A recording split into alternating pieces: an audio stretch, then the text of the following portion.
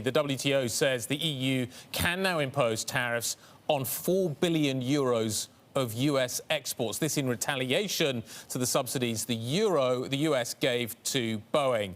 Airbus says it's ready to support talks for a fair WTO settlement. The US trade representative, meanwhile, says it will intensify ongoing talks with the EU on aircraft fairness. Joining us now is Bloomberg World Trade reporter Bryce Baschuk. Bryce, what happens now? So what happens now is the U.S. and the EU will begin settlement talks in earnest. This is something that they should have done maybe 16 years ago, but now that we're at the end game of the dispute, the U.S. has been granted $7.5 billion in retaliation, and the EU has $4 billion. You could say the U.S. has a bit of the upper hand in the negotiations. The EU says that it doesn't want to impose these tariffs, but it will if it has to. So right now, this will go into a bilateral conversation, and as far as the U.S. is concerned, it's the EU's turn to accept its offer. Is the EU going to do a little dance until November 4th? That seems likely. I don't expect them to act quickly here. With the uncertainty of the election hanging over this, it would probably behoove Brussels to take a beat, wait to see who wins the U.S. election, and then kind of regather to figure out if they're going to have to deal with the Trump administration for another 4 years or the potential of a Biden administration.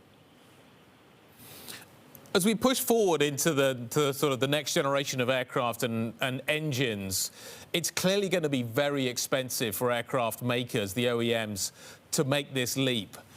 Can a deal be done, do you think, on how states can support Boeing and Airbus and maybe Comac over in China as well to get this done? Yeah, I'm glad you mentioned Comac. I mean, both the U.S. and the EU realize that the bigger ball game here is addressing China's massive subsidies to its domestic industry. If the U.S. and the EU can get their act together and come to alignment on how governments can subsidize their aerospace industries, then they can ideally bring that discussion to the WTO and ideally get China on board where everybody's playing at a level playing field. Now, that's a long-term play, and many steps happen between now and then, but yes, that's the goal. In terms of what this means right now for Boeing and Airbus, does it mean anything? Boeing originally brought some of this case to stop Airbus developing wide bodies. Airbus has developed its wide bodies. We're done. We're not going to see any more of those for a little while, as I say, before we made that big leap to the next generation. Does this matter in terms of what Airbus and Boeing are doing right now?